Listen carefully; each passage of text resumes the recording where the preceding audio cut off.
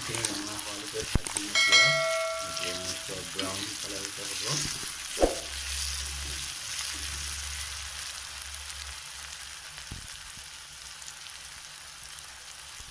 পিঁয়াজখিনি ৰঙচুৱা হৈ গ'ল। মই এতিয়া বিলাহীখিনি দি দিম। এয়া বিলাহী দি মেলি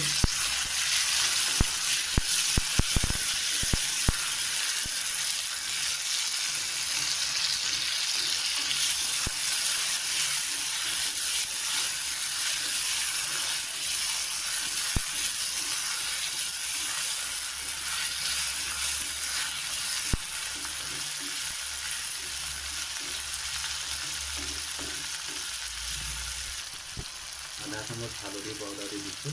নিমখখিনি মই আগতে তেলতে দি দিছোঁ। বিলাহীখিনি সিজাৰ পিছত মই এয়া দিছোঁ ধনিয়া পাউডাৰ, মছলা পাউডাৰ, জিৰা মছলা, জলকীয়া গুড়ি, চিলি পাউডাৰ 1 চামুচ দি দিছোঁ।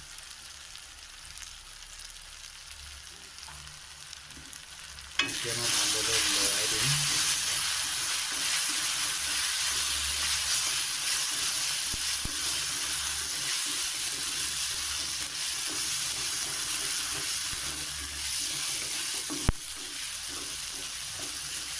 ভালদৰে লৰাই আছোঁ। মছলাটো মিক্স হ'ব কাৰণে মছলাটো মিক্স হোৱাৰ পিছত মই অলপ মটৰ গুচাই দিছোঁ, কেঁচা মটৰ। এইখিনি কেঁচা মটৰখিনি ইয়াতে ধুনীয়াকৈ জুই থোৱা আছিলে, শুকাই ৰাখি প্ৰয়োজন নহয়। ভালদৰে ভাজিম এতিয়া লৰাই কৰি। এতিয়া মই দি দিছোঁ গৰম পানী।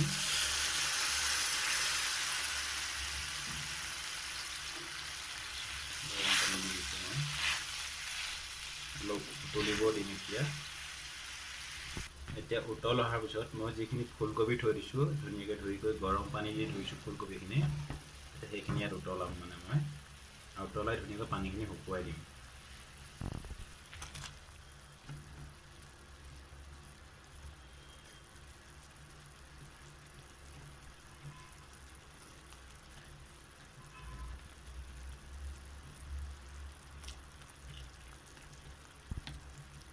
এতিয়া মই অলপ সময়ৰ কাৰণে ঢাকি দিম।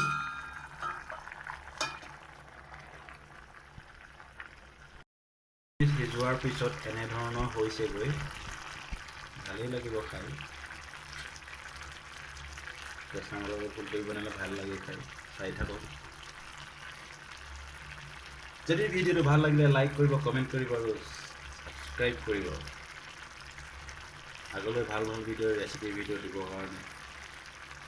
মাংসটো বিশেষ মই কম খাওঁ কাৰণে কম বনাওঁ। আহিব মাংস ভিডিঅ' বনোৱা, আহিব লাহে লাহে।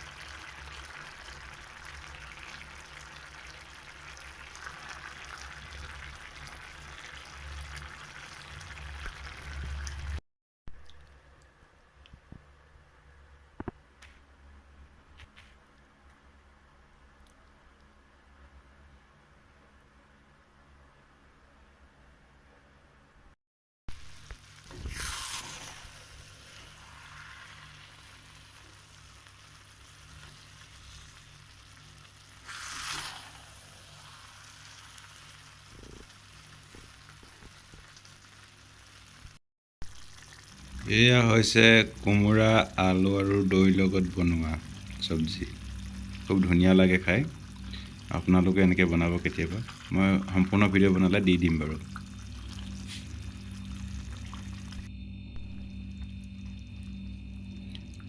এয়া বনাইছোঁ মটৰ আৰু পনীৰ। পানীটো অলপ বেছি হ'ল, শুকুৱাই দিলে ধুনীয়া হ'ব। বহুত ধুনীয়া টেষ্টি হয়। মটৰ আৰু পনীৰ এনেকৈ বিলাহী দি বনালে খাবলৈ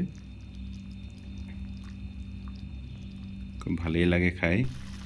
এয়া পানীটো কমাই দিলোঁ। এতিয়া সিজাওঁতে পানীটো কমি গ'ল, হিচাপৰ জোখত হৈ পৰিব এতিয়া খাবলৈ। এনেকৈ পনীৰ বনালে খাই ভাল লাগে।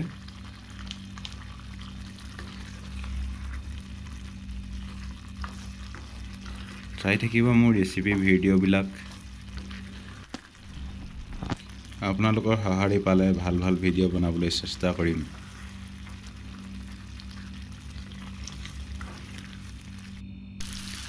এয়া বনাইছিলোঁ ফুলকবি আলু আৰু মটৰ ভাজি প্ৰথমতে মই ফুলকবিখিনি আৰু আলুখিনি ফ্ৰাই কৰি ল'লোঁ তাৰপিছত শুকান চব্জি বনাই দিলোঁ খুব ধুনীয়া লাগে খাই এনেদৰে বনালে